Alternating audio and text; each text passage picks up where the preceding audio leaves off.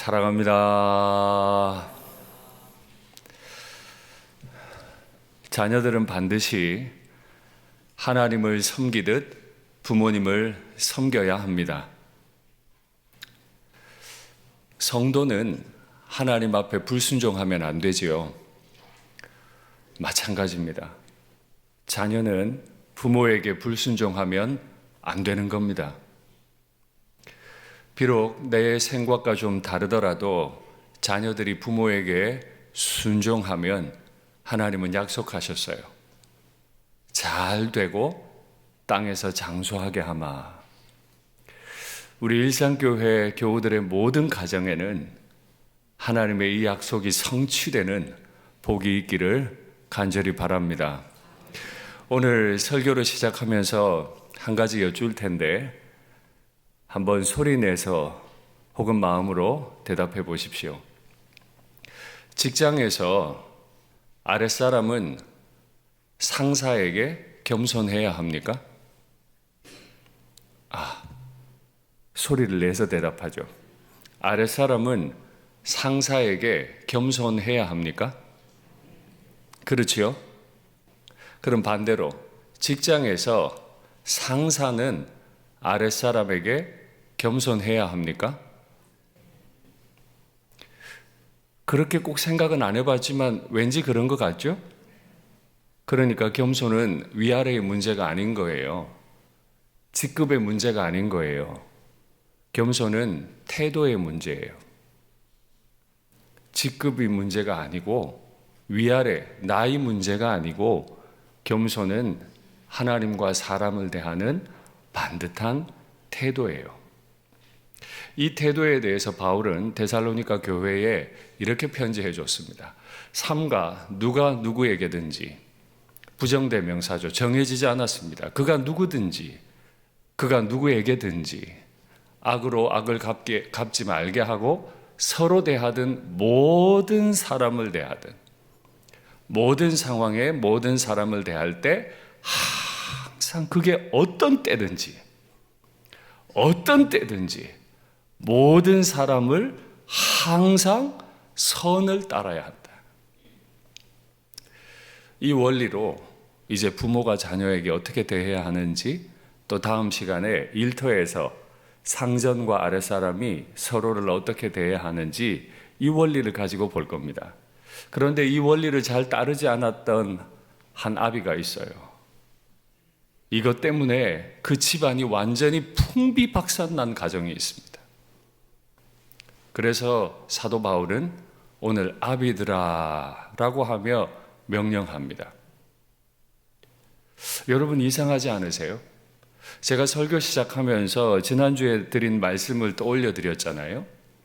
자녀들은 누구에게 순종해요? 부모에게. 너희 아버지와 어머니에게. 그런데 오늘 본문에서 명령할 때는 부모들아, 아비와 어미야 하지 않았어요. 아비들아 라고 했어요. 앞선 말씀에는 부모를 통칭했는데 오늘 말씀에는 아비라고 특정했어요. 그렇다고 어미에게는 주는 교훈이 아니라고 생각할 필요는 없겠지만은 당시 아비들이 문제가 많았어요. 그럼 요즘 아비들은 문제 없나요? 당시 아비들은 절대 권력을 휘둘렀습니다. 파트리아 포테스타스라고 했습니다. 절대 권력입니다. 황제가 국가에 대해서 행할 수 있는 포테스타스, 절대 권력을 파트리아, 아버지가 집에서 행하는 거예요. 그래서 마음에 들지 않은 자식이 태어나면 갖다 버리거나 장애인으로 만들어 팔아버리는 경우, 딸이 태어났는데 자신의 딸을 매춘부로 팔아버리는 아비도 있었어요. 이게 아비들이었죠. 그런데 문제는 지금 바울이 예수님을 믿지 않는 일반 로마의 아비에게 주는 교훈이 아니라는 겁니다. 교회 안에 들어와 있는 아비들에게 교훈을 준다는 거예요. 그럼 어떻게 이해를 해야 되냐 하면 예수님 믿기 전에 절대 권력을 휘두르고 있었는데 복음 전도를 받고 교회 안에 들어오는 순간 그 절대 권력을 어쩌면 다 버려야 할지도 몰라요. 그게 쉬운 일일까요? 쉽지 않습니다. 한평생 그렇게 살아오는 아버지 아래에서 자랐고요. 자신이 그렇게 살고 있었어요.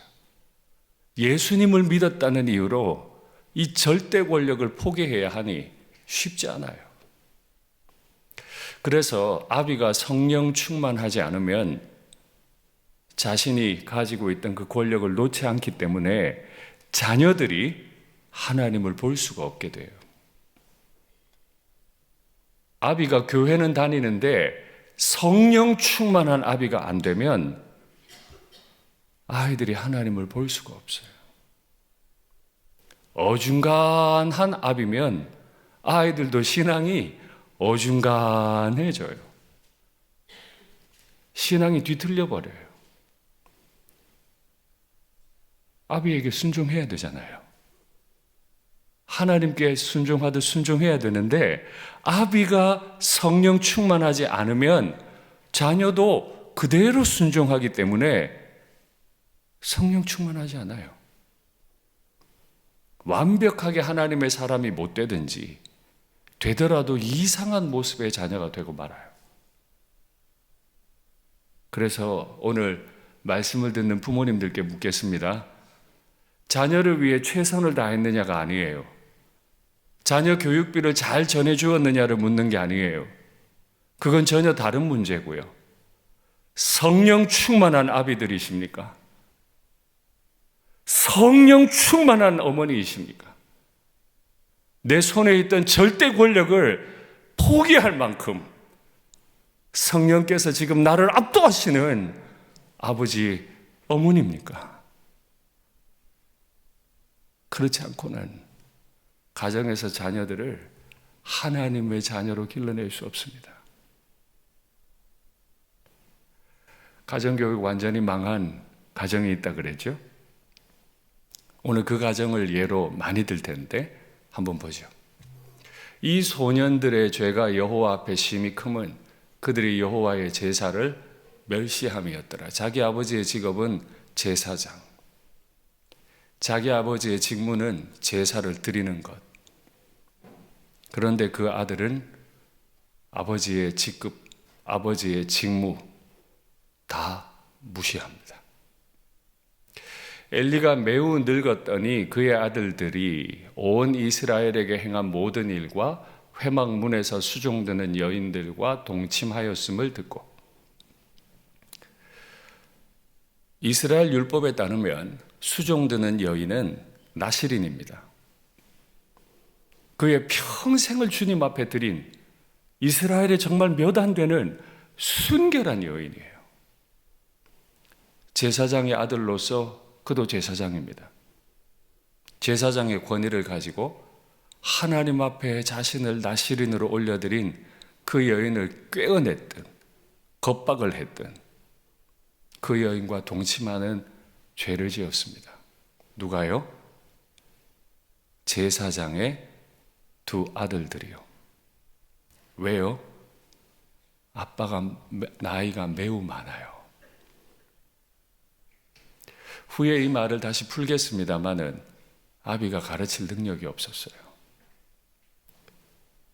직분은 제사장인데 그래서 자신은 때마다 아침마다 저녁마다 상번제를 하나님께 올리고 있는데 그 두 아들들은 아버지 등 뒤에서 아버지가 하나님께 올려드리는 제사를 멸시하고 있다고요. 그러면 이 아버지는 아무것도 안 했을까요? 그럴 리가요. 우리 정태영 전도사님 그저께 설교하실 때 이 엘리 가정 이야기를 언급했었습니다. 엘리는 분명 일을 했습니다. 뭐라고 했는지 확인할까요? 그들에게 이르되 너희가 어찌하여 이런 일을 하느냐?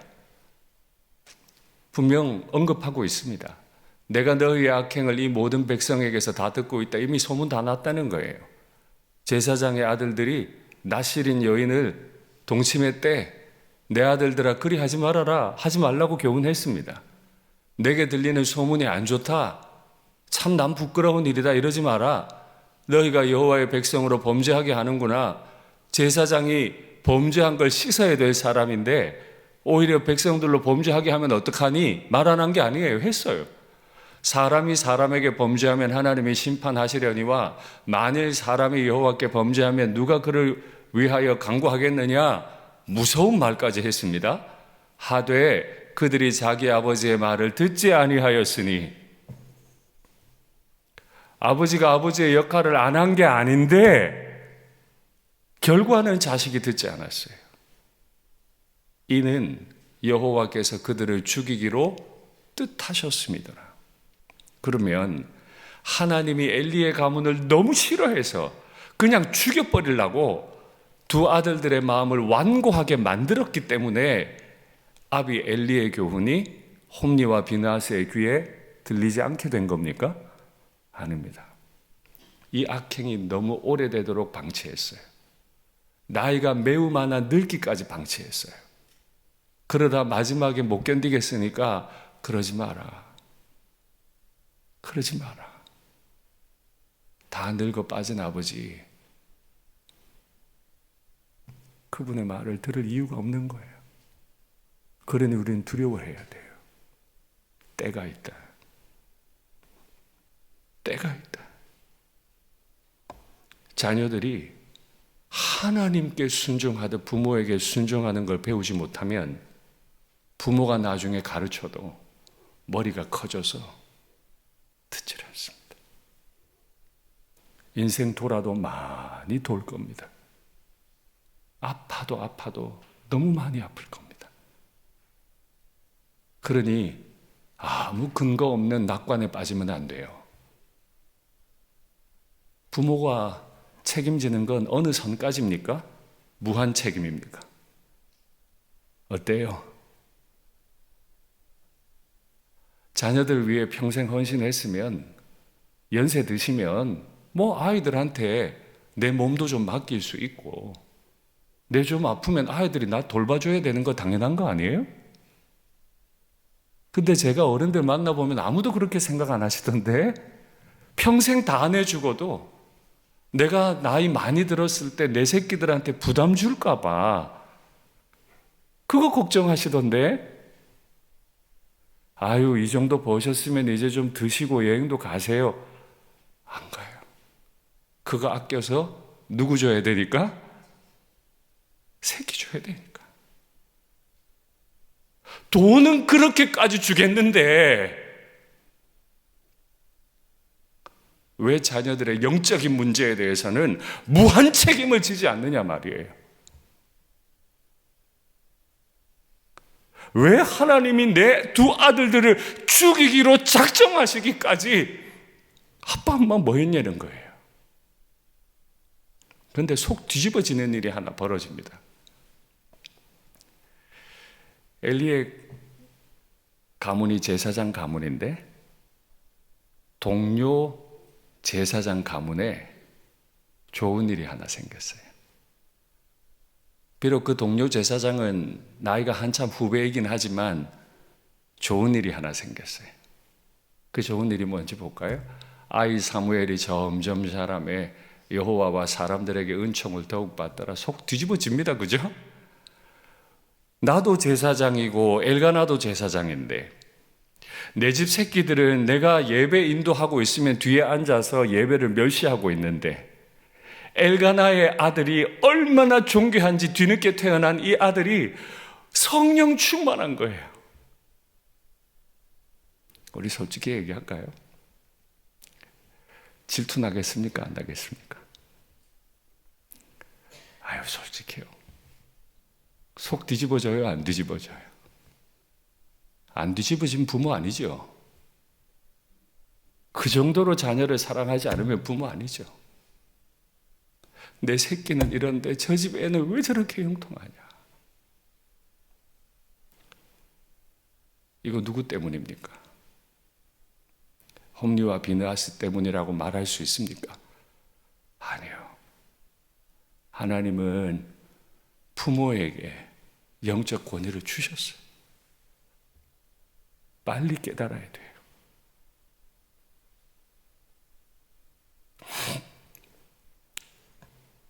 이렇게 똑같은 제사장 가문인데 한 가정은 완전히 무너지고 한 가정은 은총의 가문이 됐어요. 왜 이렇게 변했을까? 한번 말씀 볼까요? 내가 엘리의 집에 대하여 말한 것을 처음부터 끝까지 그날에 그에게 다 이루리라. 여호와 하나님께서 어린아이 사무엘에게 엘리의 집에 대해 경고하시는 겁니다. 예언하시는 겁니다. 내가 그의 집을 영원토록 심판하겠다. 심판하시는데 어떻게 해요? 영원토록 심판하신다. 하나님을 멸시하기가 비교할 수가 없어요. 그에게 말한 것은 무슨 죄악이라고요? 너무 심한 죄악? 1계명을 어겼나요? 10계명을 어겼나요? 아니죠? 죄악 앞에 무슨 죄악? 그가 아는 죄악이라. 아비가 두 아들들의 죄를 알고 있어요. 막지 못한 거예요. 막지 못한 거예요. 그가 알고 있는 죄악 때문이니 이는 그가 자기의 아들들이 저주를 자청하되 저주를 스스로 불렀어요. 금하지 아니하였다. 금했나요? 안 금했나요? 좋지 않은 소문이 들린다. 하나님께 죄 지으면 어떻게 되는 거야? 금했나요? 안 금했나요? 금했어요. 금해졌나요? 금해지지 않게 됐나요? 금해지지 않았어요. 하나님이 보실 때 엘리너는 금할 마음이 없었다. 소문만 신경 썼다. 네 새끼의 영혼, 앞으로 네가 죽고 나면 네 아들들이 너를 대신해서 제사장의 직무를 오랫동안 감당해야 될 텐데 네 새끼가 제사장으로 서기까지 너 무슨 노력했니? 지금 이 얘기예요. 그럼 어떻게 할까요? 그럼 어떻게 했어야 되는 거예요? 제가 이 강단에서 한두 번 말씀드린 기억이 있는데요. 하나님은 이스라엘 백성들에게 율법을 주시고 이 율법을 어긴 백성들을 심판을 하시는데 제사장 가문에게는 더 혹독한 심판을 주세요. 일반 백성과 제사장 가문이 똑같은 죄를 지었을 때 제사장 가문에게는 더 혹독한 벌을 내리세요. 볼까요? 어떤 제사장의 딸이든지 행음하여 제사장의 딸이 행음한 겁니다.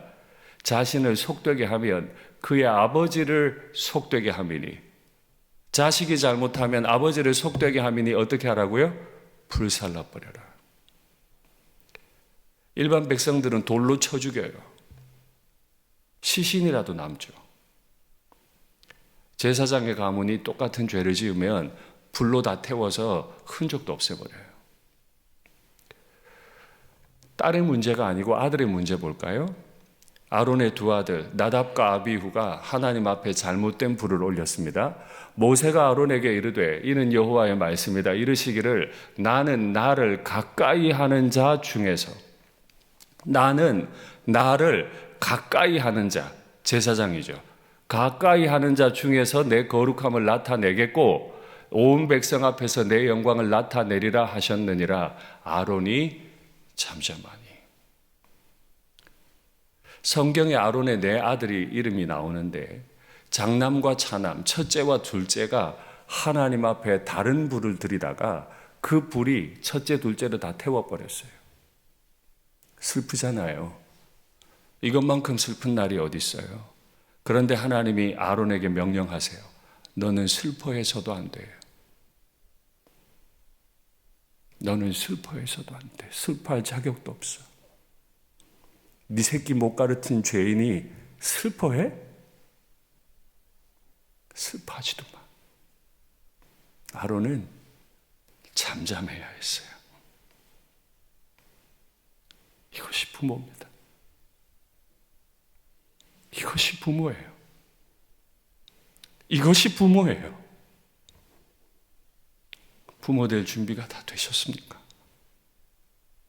영적인 부모로 얼마나 두려운 마음을 가지고 만인 제사장 얘기하고 내가 하나님께 가까이 있는 성도라고 말을 하면서 나는 나를 가까이 하는 자 중에서 내 영광을 나타내겠다 하시는 이 말씀은 얼마나 두렵게 받고 있습니까? 그래서 어떻게 할까요? 막 때릴까요? 불 피워놓고 너 내 말에 순종 안 하면 이 불에 집어넣는다 협박을 할까요? 몽둥이로 두드려 패버릴까요? 어떻게 할까요? 어떻게 할까요? 그래서 우리 힘으로 안 돼요. 그래서 성령 충만해야 돼요. 내 인격, 내 지식, 내 경험 가지고는 도무지 자녀들의 영혼을 바꿀 수 없어요. 그래서 성령 충만해야 돼요. 그래서 성령 충만의 열매로 부모의 삶이 나오는 겁니다. 이때 자녀들을 기를 때 굉장히 중요한 두 가지가 있는데 첫째는 자녀들을 가르치는 부모의 태도입니다. 설교 시작하면서 제가 태도 말씀드렸죠? 태도입니다. 두 번째는 자녀들에게 무엇을 가르칠 건가 하는 교육 내용일 겁니다. 그래서 오늘 사도 바울은 아비들에게 주는 교훈이 너희 자녀들을 노엽게 하지 말고 뭐 하게 하지 말고요?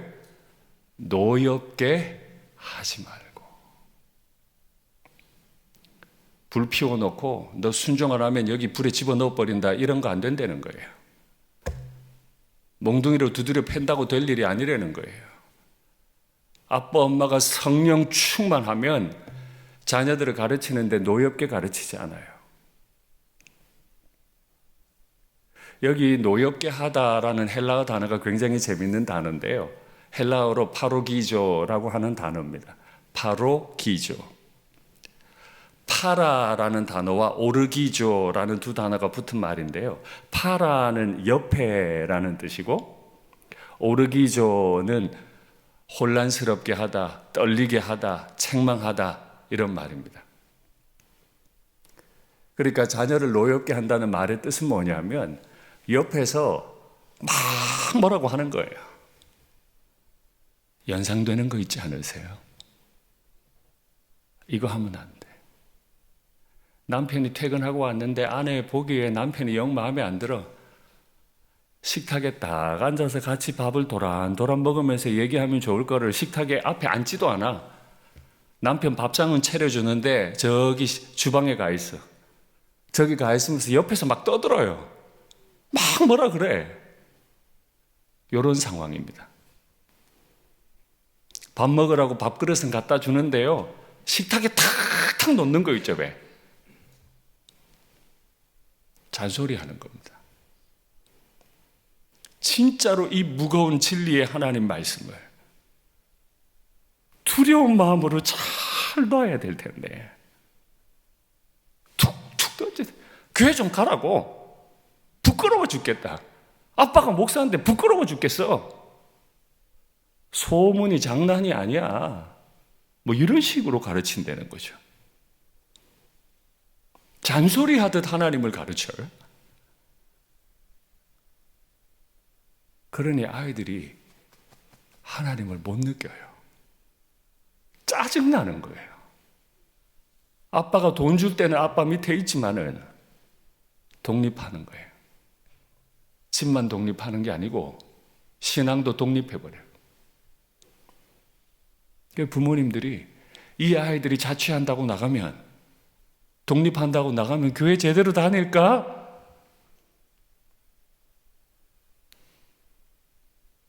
정중하게 앞에 서서 나는 하나님을 이렇게 생각해. 어릴 때부터 그렇게 가르쳤어야 하는데 옆에서 툭툭 던지듯 잔소리하다. 밥을 먹으려는 건지 말려는 건지 그런 식으로 하나님에 대해서 떠들어댔으니 자녀들이 신앙이 없죠. 우리 두려워해야 합니다. 일반적으로 자녀들이 부모님에 대해 노여워지는 경우가 언젠가요? 이해 안 되는 말을 자꾸 해요. 목사도 성도들께 간절한 마음으로 말을 하지만 성도님들께서 제 말이 이해가 안 되면 막 노여워지잖아요. 왜 자꾸 목사님 저런 소리 하는데? 뭐 이런 생각 들잖아요. 자녀도 마찬가지예요. 두 번째요. 일방적으로 말해요. 대화를 안 하려고 그래. 그냥 따라! 이게 맞는 거야. 성질이 납니다, 애들이. 하나님이 싫은 게 아니었는데 아빠의 일방적인 태도가 싫었던 건데 아빠의 절대 권력이 싫었던 건데 아빠가 이걸 반복하니까 이제 그 아빠 뒤에 있는 하나님도 싫어져요.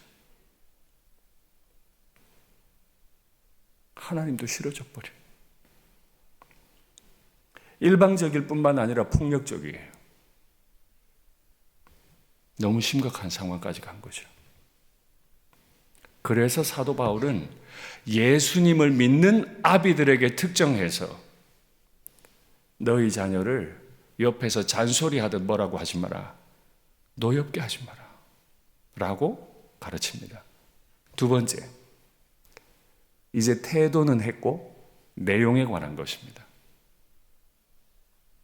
노엽게 하지 말고 오직 주의 교훈과 훈계로 양육하라. 여기 번역을 주의 소유격으로 해놨는데요. 헬라어를 보면 주의 소유격으로 되어 있지 않습니다. 주 안에서라고 되어 있습니다. 기억하십니까? 자녀들아 주 안에서 너희 부모에게 공경하라. 아비와 어미에게 순종해라. 그때 주 안에서라고 한 것과 똑같습니다. 부모들은 주 안에 스스로 있어야 합니다. 자신은 주의 법에 순종하지 않으면서 자신은 성령에 압도당하지 않으면서 지난 한 해 동안 이 기도의 자리에서 눈물 펑펑 흘린 적이 없는 아빠가 깡마른 지식 가지고 이렇게 안 하면 안 되는 거야. 얼마나 폭력적이에요. 자신은 주님 안에 있지 않아. 그냥 성경 몇 구절만 머릿속에 있을 뿐이야. 그걸 쏟아내니 자녀들은 들을 길이 없는 거예요. 주 안에서 주의 교훈과 훈계로. 부모들이 가르쳐야 할 건 세상의 지식이 아닙니다. 그건 세상 부모도 가르치잖아요. 믿음의 부모는 자신이 주 안에 있고 자신이 성령 충만해서 가르칠 내용은 주님이 주신, 자신이 이미 몸소 경험해본 주님이 주신 교훈과 훈계라야 해요. 그런데 믿음의 부모들이 탐욕을 못 버려서 하나님의 말씀과 세상 부모의 말을 섞어버려요. 공부를 잘해야 하나님이 영광 받으신다. 큰일 났습니다. 여러분의 담임 목사 지방 사립대 출신인데 서울대 나온 목사님한테는 영광을 엄청 받으시겠다. 그죠? 그래요? 네가 안 믿는 친척들 전도하려면 공부를 잘해야 그분들이 설득될 거다. 우리가 복음을 그렇게 알았나요?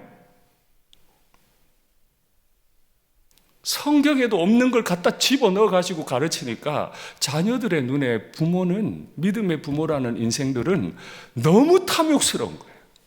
교회도 잘 가야 돼. 공부도 잘해야 돼. 또 예수님 닮아 착해야 돼. 부모가 아무리 옆에서 잔소리를 심하게 하고 막 식탁에 밥 먹으라고는 하는데 먹으려는 건지 말려는 건지 막 그릇을 탁탁 놓으면서 말해도 어머니 맞습니다. 제가 순종하겠습니다. 자녀들은 이래야 돼. 이러니 믿음 교육이 되냐고요. 오늘 이 딱 한 구절이지만 이 한 구절을 읽으면서 저의 아비됨의 지난 날을 돌아보는데 후회되는 게 얼마나 많은지. 그 좋은 시간에 내가 뭐 했나? 내 방식이 옳았나?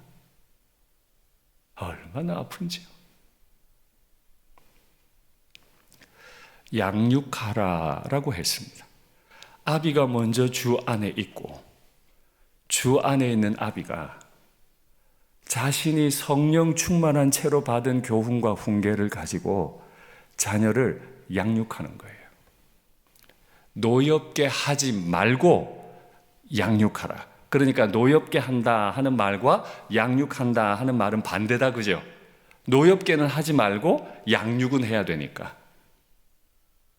양육하다라고 하는 헬라어 단어는 에크트레포입니다.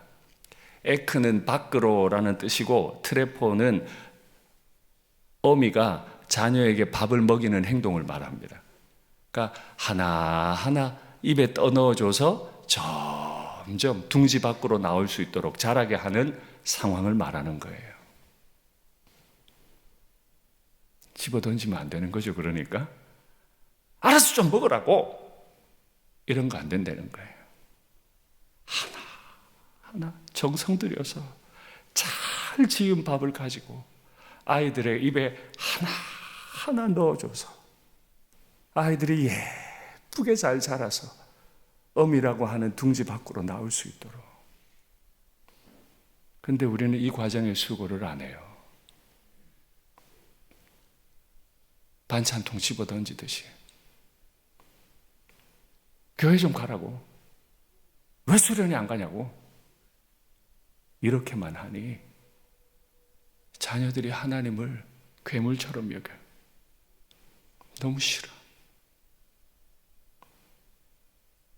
안 그래도 싫은데 아빠 엄마가 말하니까 더 싫어.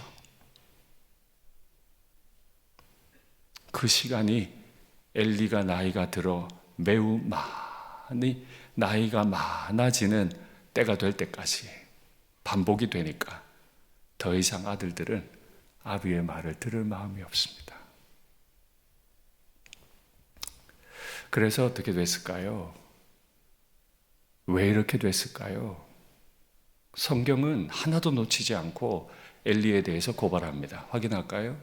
그때 엘리의 나이가 98세라. 나이 상당히 많죠.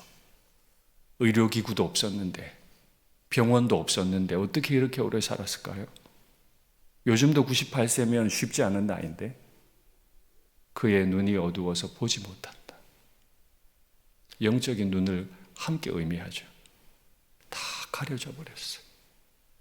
엘리가 자기 의자에서 뒤로 넘어져 문 곁에서 목이 부러져 죽었으니 나이가 많고 비대한 까닭이라.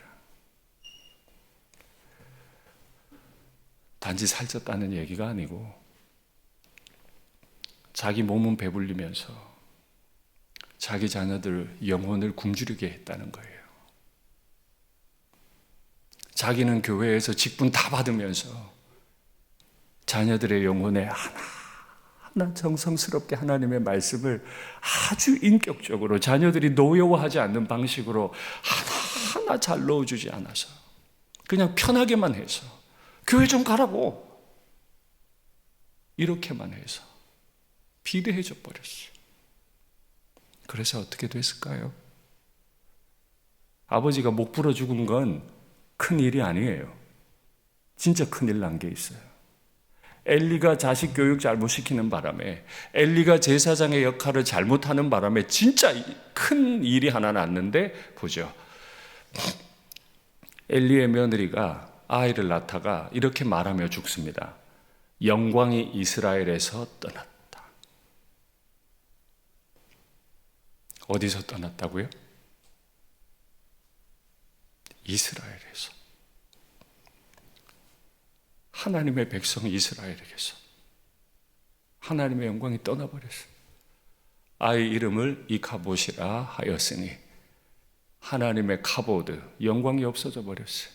하나님의 괴가 빼앗겼고 그의 시아버지와 남편이 죽었기 때문이며 또 이르기를 하나님의 괴를 빼앗겼으므로 영광이 이스라엘에서 떠났다 하였더라. 엄마가 아들을 낳는 날 좋아야 하는데 그 엄마는 죽으면서 아들에게 이름을 붙이기를 영광이 떠난 아이.